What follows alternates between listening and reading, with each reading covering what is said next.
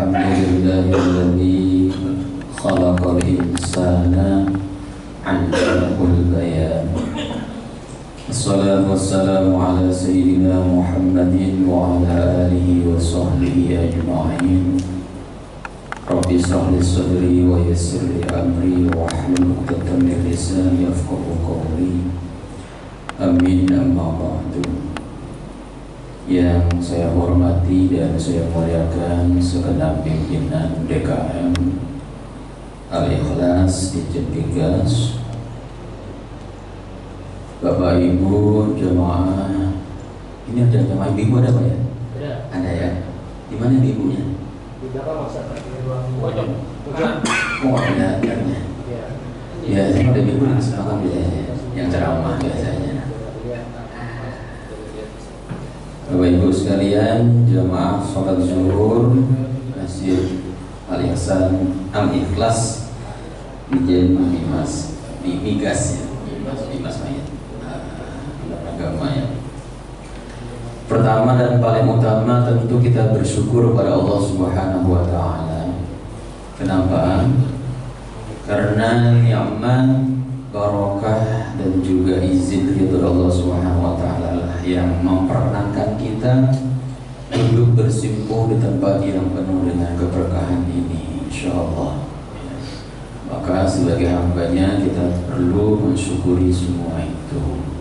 Salawat dan salam kita sampaikan kepada uswah kita Nabi Muhammad Rasulullah Sallallahu Alaihi Wasallam.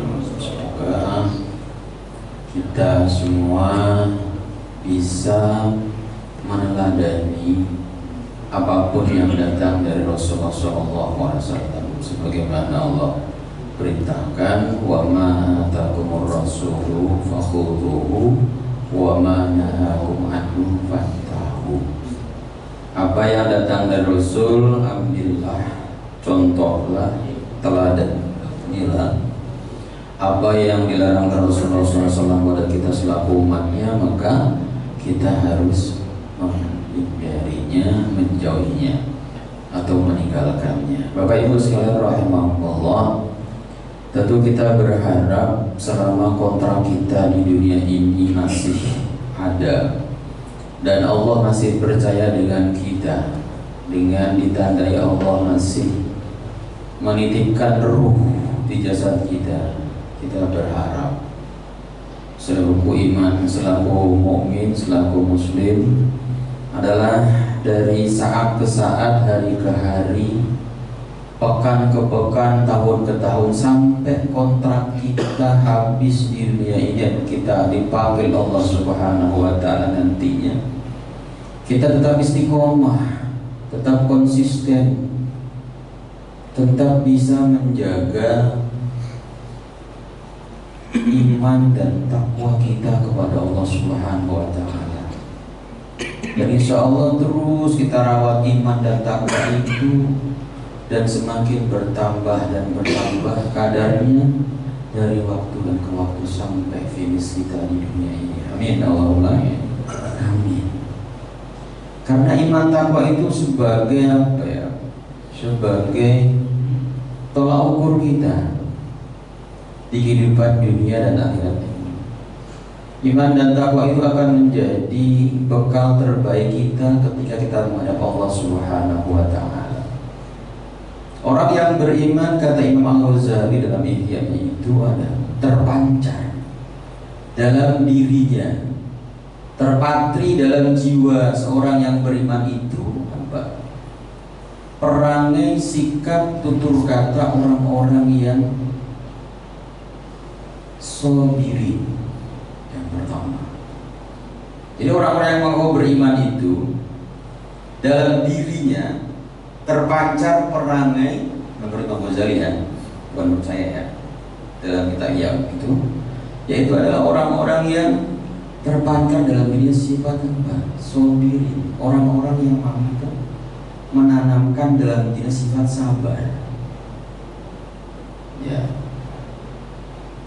sabar itu juga menurut Imam Al-Ghazali dalam Ihya juga ada 3 dimensi. Yang pertama adalah sabar ala ta'atillah, sabar dalam menjalankan ketaatan kita kepada Allah Subhanahu wa Ta'ala. Contoh yang baru saja kita lakukan, selesai, yaitu sholat syukur. Ini kan perintah Allah kan, ya kan? Selama 5 kali dalam sehari itu kita melaksanakan sholat 5 waktu, dari mulai subuh, zuhur, asar, maghrib, isya. Itu yang utama. Dan itu butuh kesabaran, butuh ketahanan diri dalam kita menjalankan perintah-perintah itu. Contohnya sholat itu sendiri. Biasanya yang paling berat itu sholat apa Bapak? Ibu sekalian, sholat apa? Subuh ya. Kita harus berjihad apa? Mengendalikan diri kita, melawan hawa nafsu kita yang saat-saat itu lebih enak tarik selimut, kemudian kita harus ke kamar mandi, wudu, dingin-dingin, ya, kemudian kita sholat, dan ketaatan-ketaatan yang lain banyak sekali. Butuh kesabaran diri.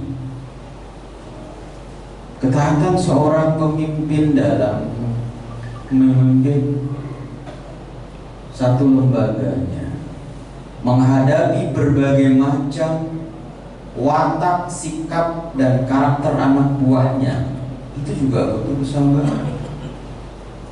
As-sabru ala ta'ah. Yang kedua, as-sabru ala tarkil maksiyah. Bagaimana kita bisa menahan diri, sabar dalam meninggalkan kemaksiatan kita kepada Allah Subhanahu wa Ta'ala. Kedurhakaan yang bisa memicu kemurkaan Allah Subhanahu wa Ta'ala yang kita lakukan itu kita tinggalkan. Kalau kita berbicara di tengah-tengah kehidupan perkotaan seperti Jakarta ini, maksiat ada di mana-mana.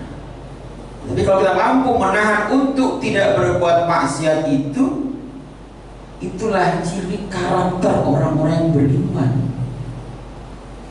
Yang ketiga, as-sabru alal musibah. Kesabaran kita, ketahanan diri kita dalam menjalani kehidupan ini dengan berbagai macam dinamika, musibah, ujian yang Allah berikan kepada kita. Selaku orang yang beriman dan berislam, tentu kita sudah mafhum, sudah paham apa sih tujuan Allah Subhanahu wa Ta'ala menciptakan adanya kematian dan kehidupan ini. Bapak Ibu tentu sudah hafal ya ayatnya tentang itu, yaitu dalam surat Al-Mulk ya, surat Tabarak ayat 2 itu. Allah berfirman apa? Alladzi khalaqal mauta wal hayata liyabluwakum ayyukum ahsanu amala. Bahwa Tuhan Allah Zat Alladzi khalaqal mauta, yang telah menciptakan kematian, wal hayata, dan kehidupan ini, apa tujuannya? Liyabluwakum, semata-mata untuk menguji, untuk ujian buat kita.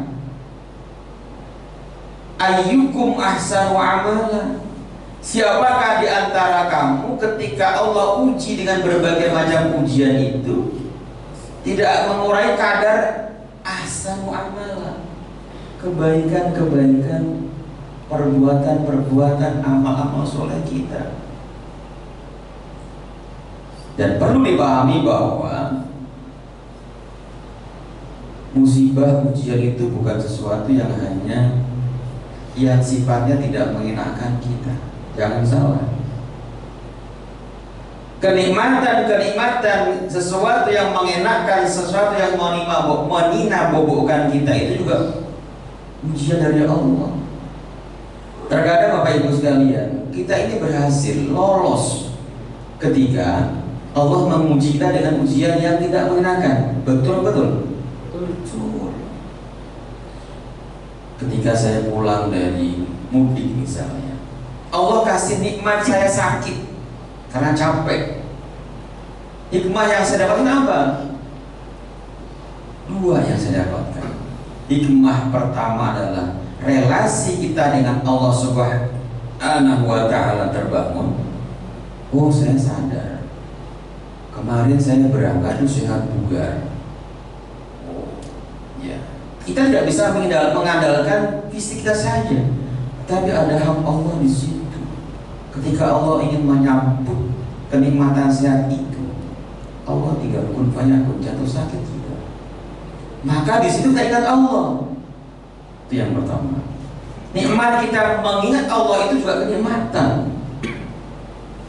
Kemudian relasi kita dengan sesama akan terbangun juga, akan terbentuk juga. Ketika kita sakit, kita berdoa, berikhtiar dengan ikhtiar doa dan juga ikhtiar badania atau jasmania. Misalnya apa? Atau lahiriah, berobat. Akhirnya apa? Obat laku, dokter laku, ya, es kelapa hijau laku, dan seterusnya. Akhirnya apa? Ekonomi berputar. Jadi semuanya itu ada hikmahnya, semuanya ada manfaatnya. Dan bagi kita sebagai orang yang beriman, biasa-biasa saja ketika kita menghadapi apapun dalam kehidupan ini.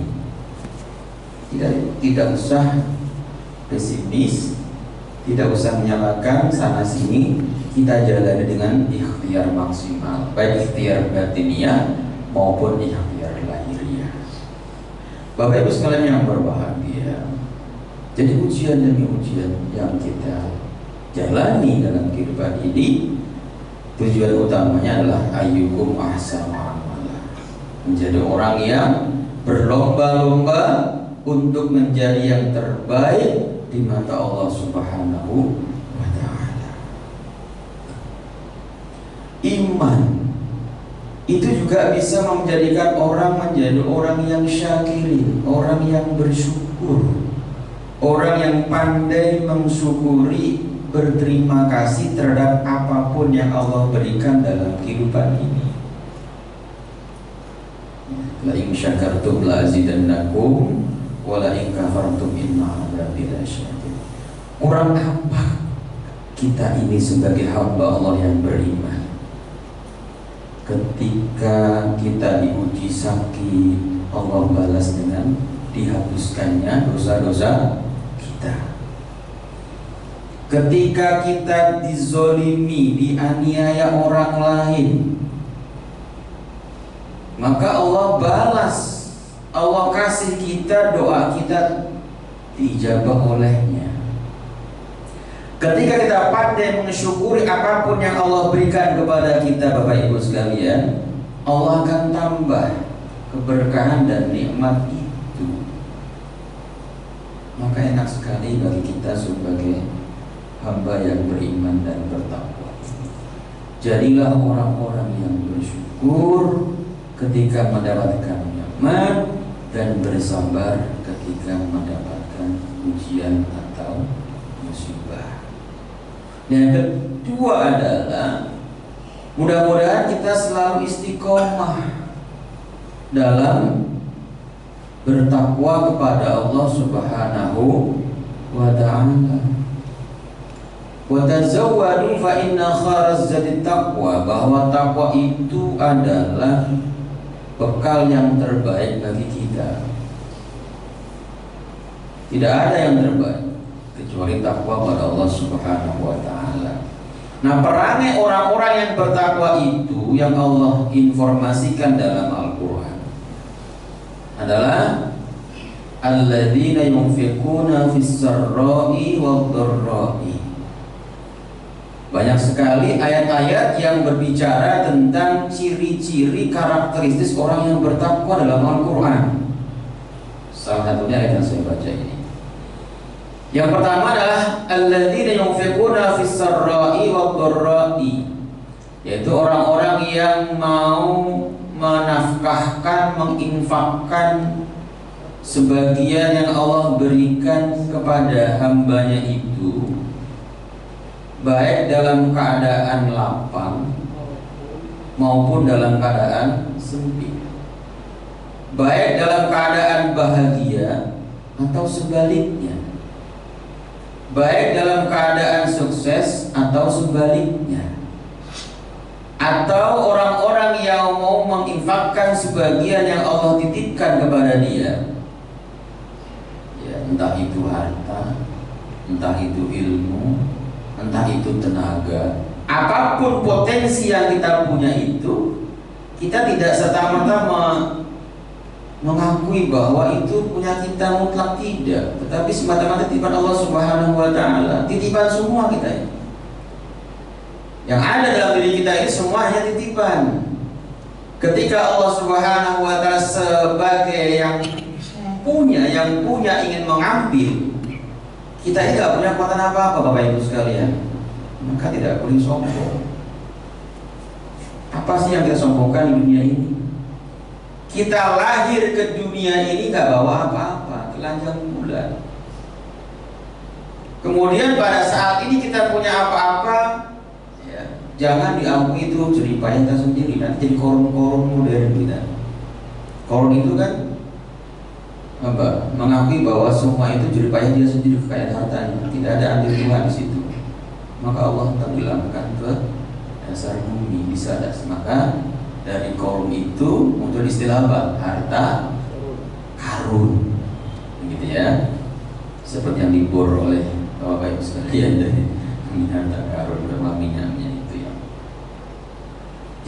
Jangan sampai ada kesombongan dalam kita. Kita punya apa-apa. Hari ini boleh kita sehat bugar, belum tentu besok kita akan sehat seperti ini.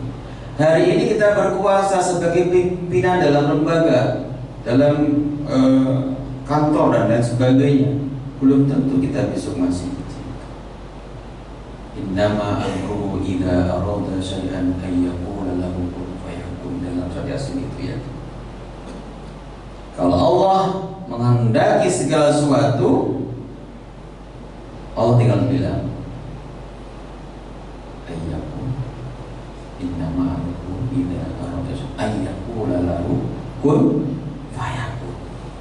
Jadi maka terjadilah, hilang maka hilanglah.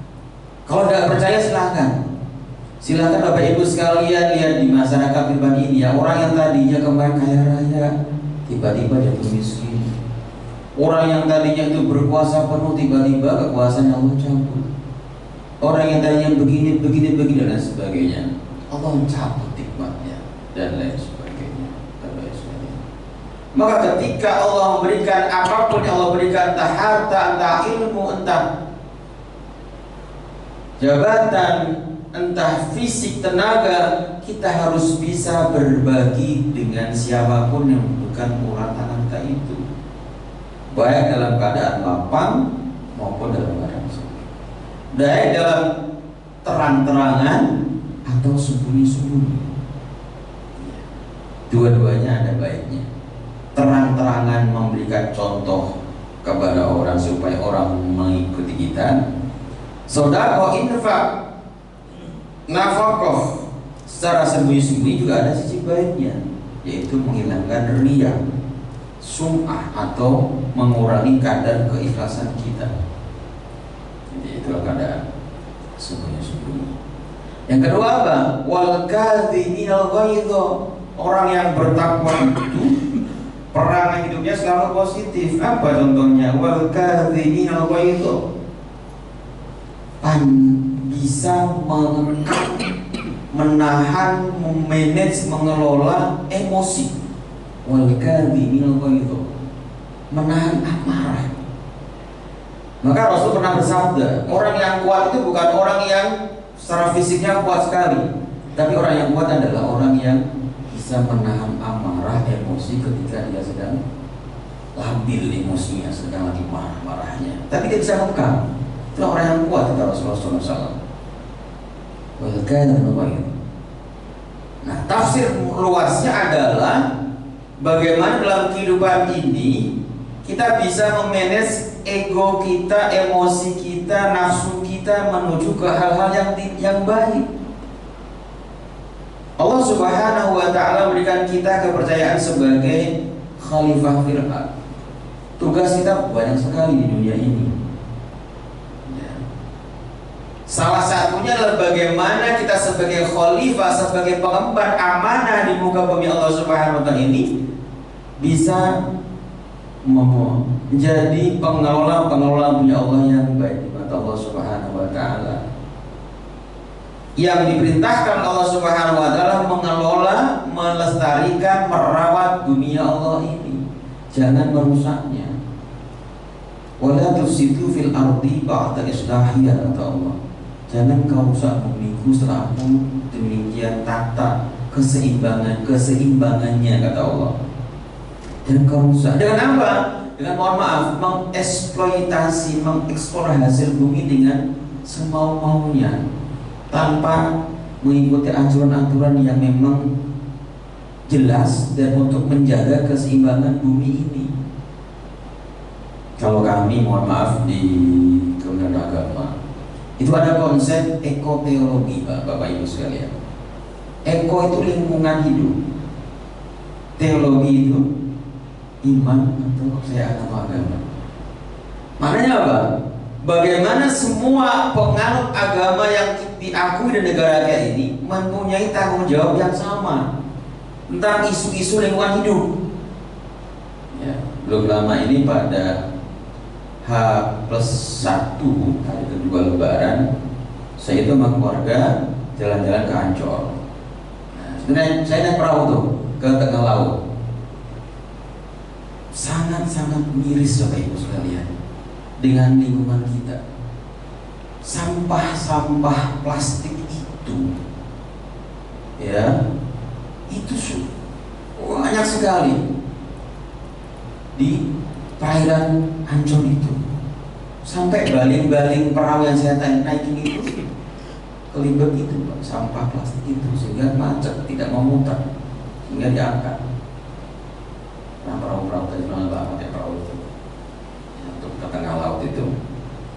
Maka kami di Kementerian Agama itu bagaimana kita selaku SDM ASN di Kementerian Agama itu menjadi pionir, menjadi contoh untuk hal-hal positif terkait isu lingkungan dengan konsep ekoteologi itu, dengan kita mempraktekkan bahwa di lingkungan yang pertama, di lingkungan kantor kita diupayakan seasri mungkin yang pertama dengan cara penanaman pohon.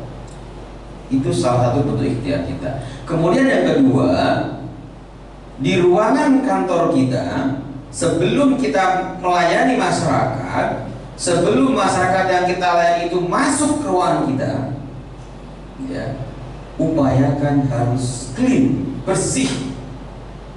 Tidak hanya mengandalkan, mohon maaf teman-teman, OP, tapi kita sendiri bersih-bersih dulu ruangan kita itu.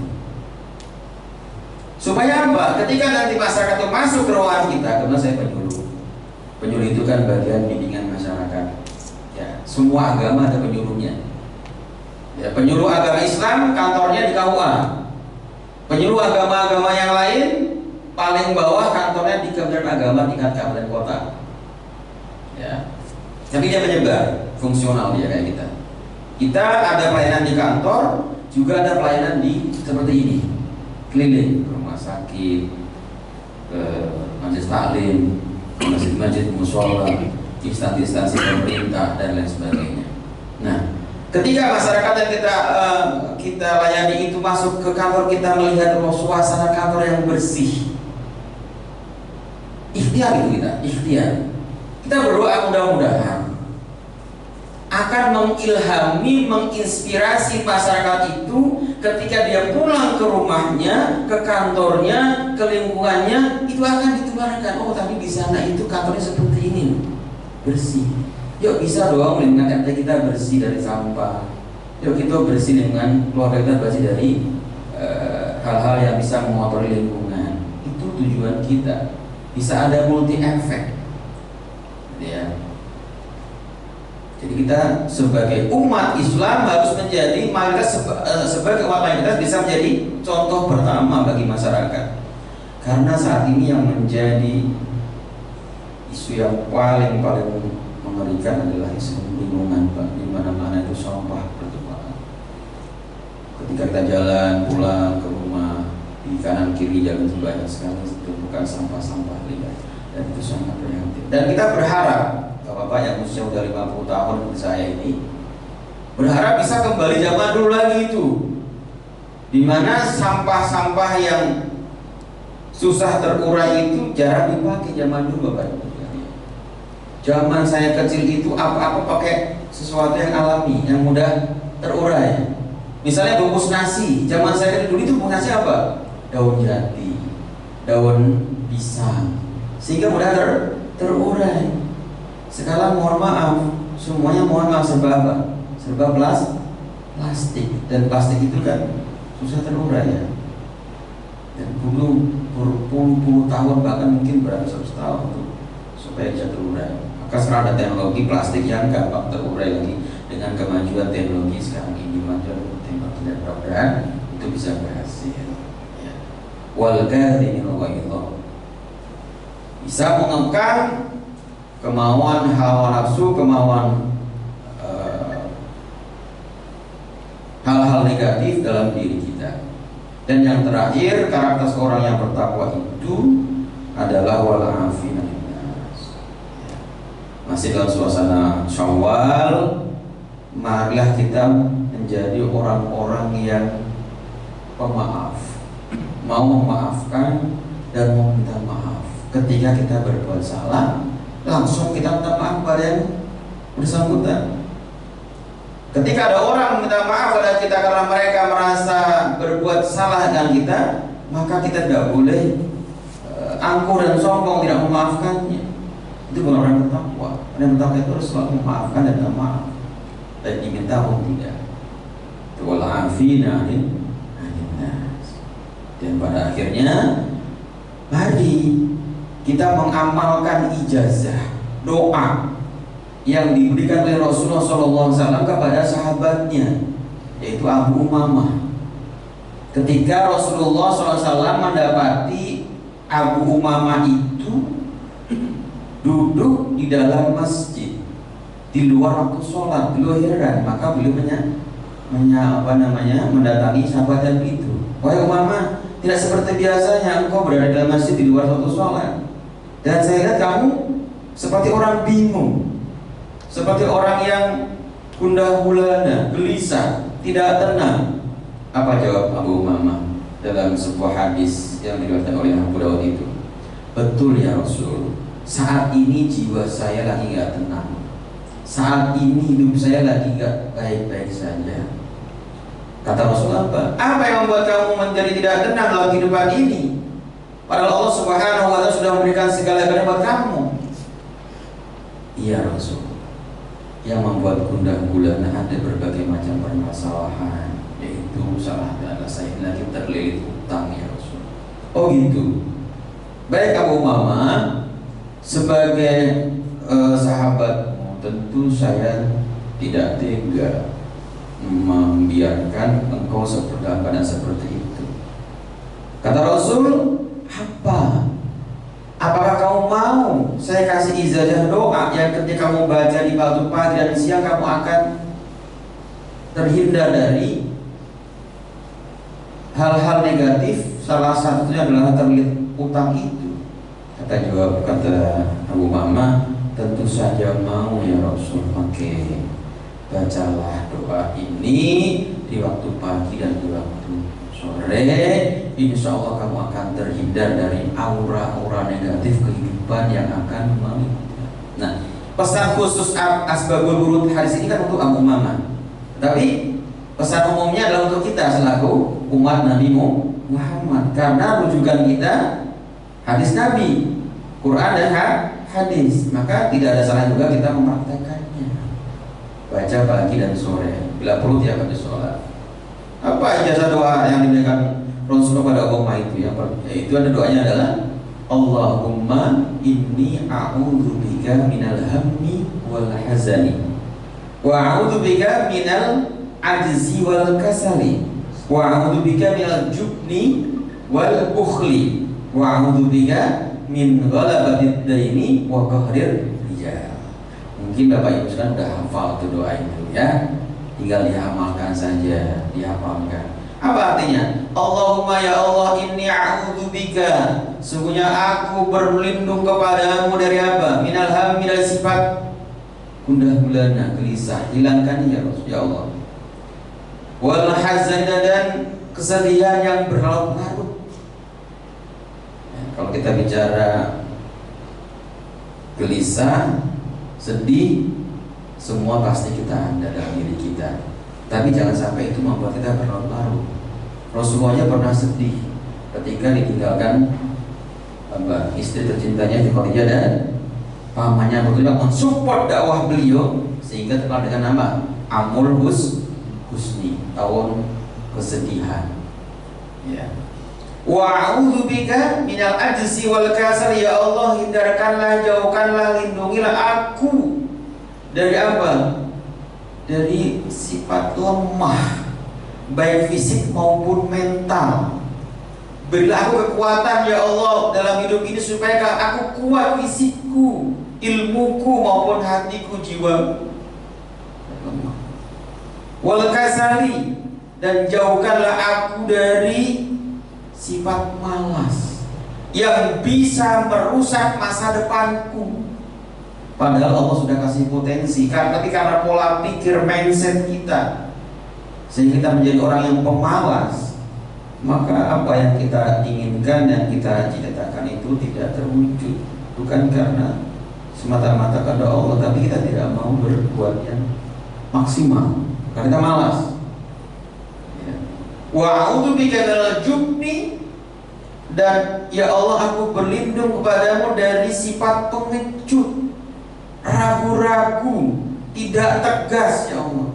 Jadikanlah aku hambamu yang menjadi orang yang tegas, tidak menjadi orang yang pengecut. Kalau orang Jawa bilang colong payu, tidak mau tanggung jawab, lempar batu sembunyi tangan, itu jubit.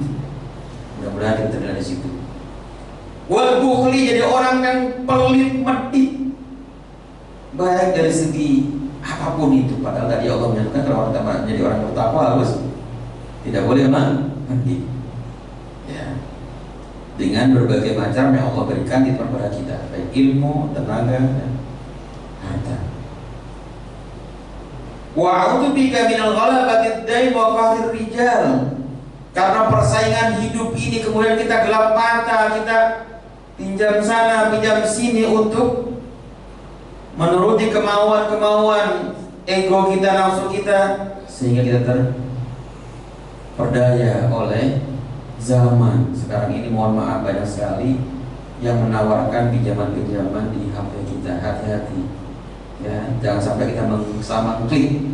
Kalau sudah masuk ke situ bahaya. Wa qahrir rijal, ya Allah jauhkanlah kami, lindungilah aku dari orang-orang yang berperilaku memaksa kepadaku. Maka ada doa apa? Rabbana hab lana min azwajina wa dhurriyyatina qurrata a'yun waj'alna lil muttaqina imama. Orang-orang yang menjadi pemimpin, orang-orang yang menjadi pimpinan di lembaga instansi, mudah-mudahan mereka orang-orang yang bertakwa kepadamu sehingga mereka tidak berperilaku seenaknya kepadamu ya Allah. Gitu ya. Mudah-mudahan sedikit yang saya sampaikan ini bisa menjadi bahan renungan kita bersama dan kita bisa aplikasikan dalam kehidupan sehari-hari. Amin amin Allahumma amin. Jam 1 kurang 5 menit ya. Betul ya? Kalau 1 dia. Ya. Kita tutup saja dengan doa atau bagaimana? Baik Bapak Ibu jemaah sekalian, kita menyimak kajian hari ini tentang nasihat Rasulullah SAW pada sahabat Abu Umamah. Dipersilakan mungkin Bapak Ibu yang mau bertanya atau menambahkan, kami persilakan. Ada ya? Gak ada ya? Bukan gak ada ya?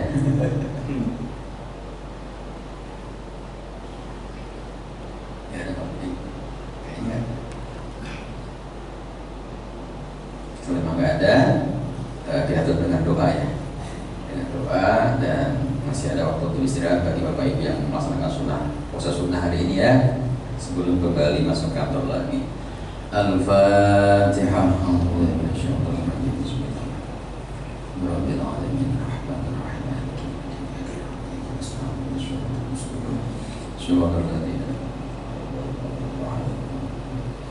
Bismillahirrahmanirrahim. Alhamdulillahirabbil alamin. Allahumma shalli wa sallim ala sayyidina Muhammadin wa ala alihi washabbihi ajma'in. Hamdan syakirin, hamdan da'imin, hamdan yuwafi ni'amatika wa mazidan.